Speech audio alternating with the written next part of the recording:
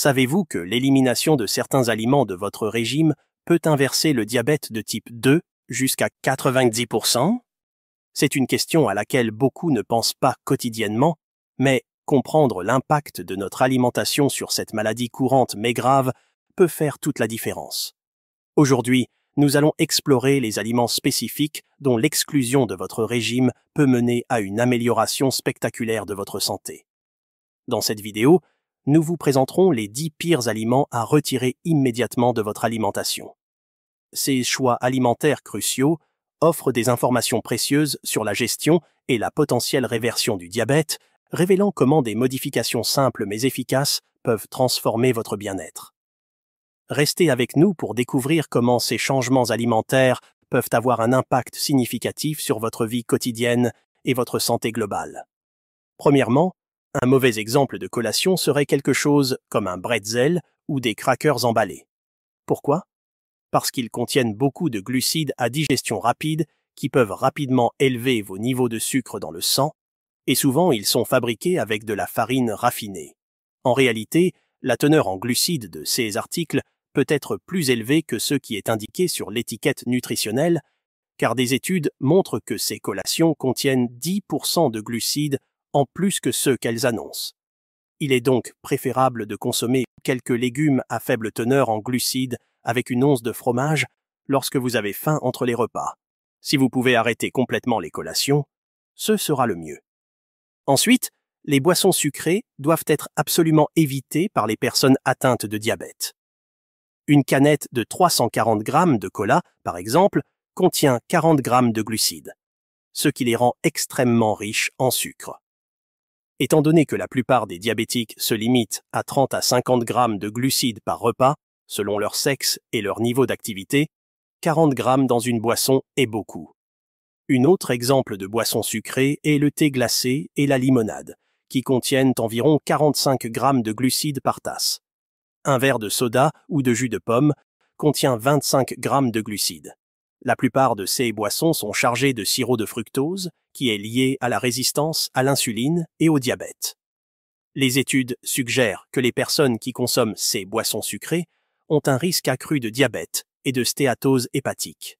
En revanche, boire de l'eau avec une tranche de citron qui contient seulement 1 gramme de glucides est pratiquement sans calories et est une option bien meilleure et supérieure. Les boissons sucrées à haute teneur en fructose peuvent causer de la graisse abdominale, augmenter votre cholestérol et vos niveaux de triglycérides, ce qui peut être très dangereux. Un régime comprenant 25% de calories provenant de boissons riches en fructose augmente votre résistance à l'insuline et votre graisse abdominale, abaisse votre taux métabolique et mène finalement à l'obésité et au diabète. Il est préférable d'éviter les boissons sucrées pour contrôler vos niveaux de sucre dans le sang et réduire le risque de presque toutes les maladies.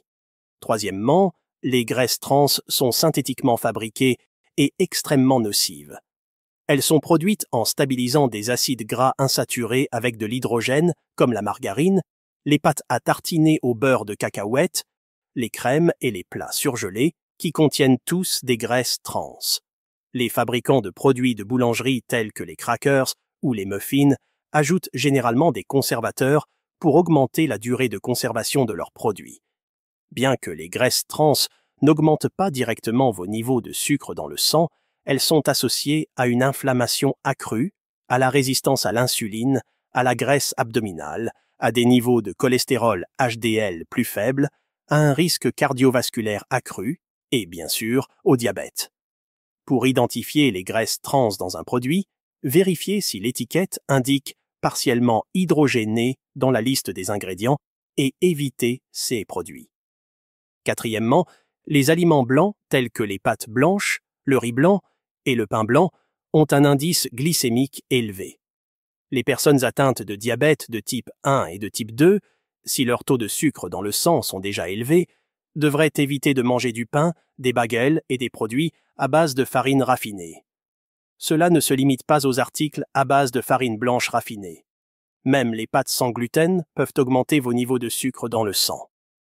Une étude a indiqué que les personnes atteintes de diabète de type 2 avaient une fonction cérébrale inférieure, après avoir consommé des aliments riches en glucides. La teneur en fibres de ces aliments est extrêmement faible, et comme vous le savez, les fibres réduisent le risque de pic de sucre dans le sang. Les Italiens font les choses différemment, utilisant une teneur élevée en fibres dans leur alimentation, de l'huile d'olive, et bougent plus, ce qui les aide à brûler des calories. Remplacer les aliments pauvres en fibres par des aliments riches en fibres réduira vos niveaux de sucre dans le sang, abaissera votre cholestérol, réduira la résistance à l'insuline et améliorera votre flore intestinale. Ensuite, commencer votre journée avec des céréales est l'une des pires choses que vous puissiez faire si vous avez le diabète.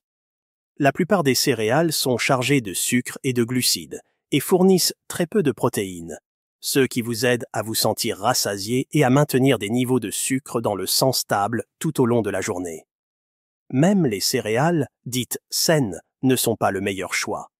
Par exemple, le granola contient 44 grammes de glucides dans une portion de demi-tasse et pas plus de 7 grammes de protéines. Optez plutôt pour des petits déjeuners à base de protéines et faibles en glucides pour aider à gérer votre taux de sucre dans le sang et à réduire votre appétit. Par la suite, bien que les fruits et les baies soient acceptables, les fruits secs sont une autre histoire. La concentration de sucre augmente lorsque les fruits sont séchés. Par exemple, les raisins contiennent 27 grammes de glucides par tasse avec un peu de fibres, mais une tasse de raisin sec en contient 140 grammes. Cette différence drastique signifie que vous devez surveiller votre portion si vous mangez des fruits secs. Si vous ne pouvez pas surveiller votre portion, il est préférable de les éviter complètement. Optez pour des fruits frais comme les baies, les poires et les oranges avec une teneur minimale en sucre pour vous aider à perdre du poids et à maintenir votre taux de sucre dans le sang sous contrôle. En 7e position, les boissons à base de café avec des arômes doivent être considérées comme des desserts liquides plutôt que des boissons nutritives. Les boissons au café fantaisiste, comme celles de Starbucks, peuvent être riches en glucides. Par exemple, un macchiato caramel de 450 grammes contient environ 60 grammes de glucides, tandis qu'un latte blond à la vanille en contient environ 30 grammes pour la même taille de portion. Choisissez du café ordinaire ou de l'espresso avec une cuillère à soupe de crème épaisse ou de moitié-moitié pour maintenir votre taux de sucre dans le sang sous contrôle et prévenir la prise de poids. Cependant, n'oubliez pas que la caféine dans le café peut causer une légère augmentation du sucre dans le sang en raison de l'augmentation de l'adrénaline, surtout le matin. En 8e position, les frites doivent être évitées, même si vous n'avez pas de diabète. Les pommes de terre ont une teneur élevée en glucides et une pomme de terre moyenne contient jusqu'à 35 grammes de glucides avec seulement 2 grammes et demi de fibres. La friture des aliments crée des substances dangereuses comme les produits de glycation avancée et les aldéhydes, qui peuvent causer une inflammation et augmenter le risque de maladie. Les patates douces sont un meilleur choix. Vous pouvez les cuire au four et les manger avec modération. Une option encore meilleure est les panais, qui ressemblent et ont un goût similaire aux pommes de terre en purée, mais avec moins de glucides. Faire bouillir les patates douces pendant longtemps réduit leur indice glycémique, empêchant les pics de sucre dans le sang. En 9e position, les personnes atteintes de diabète peuvent bénéficier du yaourt, mais les variations aromatisées aux fruits sont une autre histoire. Les yaourts aromatisés sont fabriqués avec du lait écrémé ou à faible teneur en matière grasse et contiennent des quantités significatives de glucides et de sucre. Environ 60% des calories d'une tasse de yaourt aromatisé aux fruits proviennent du sucre. Optez plutôt pour du yaourt grec nature, riche en matière grasse. Le yaourt glacé, souvent considéré comme plus sain que la crème glacée, peut contenir autant ou plus de sucre.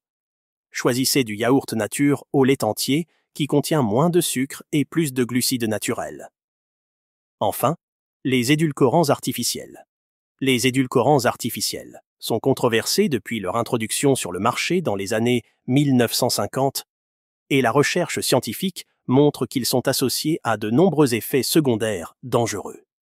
Introduits pour satisfaire la dent sucrée des consommateurs, ces édulcorants artificiels sans calories semblaient à l'époque être de bonnes alternatives aux sucres raffinés et aux édulcorants naturels, et parfaitement adapté au régime pauvre en glucides. Cependant, les effets secondaires ne valent tout simplement pas la peine. Nous parlons de aspartame, saccharine, Splenda, sorbitol, sucralose, etc. Ce que beaucoup de gens ne réalisent pas, c'est que les édulcorants artificiels peuvent également entraîner une dangereuse dépendance. Une dépendance aux aliments trop sucrés. Ils reprogramment les papilles gustatives pour avoir besoin de plus en plus d'aliments de plus en plus sucrés. Cela conduit à une incidence encore plus grande d'obésité, de diabète de type 2, de lésions rénales et bien plus encore.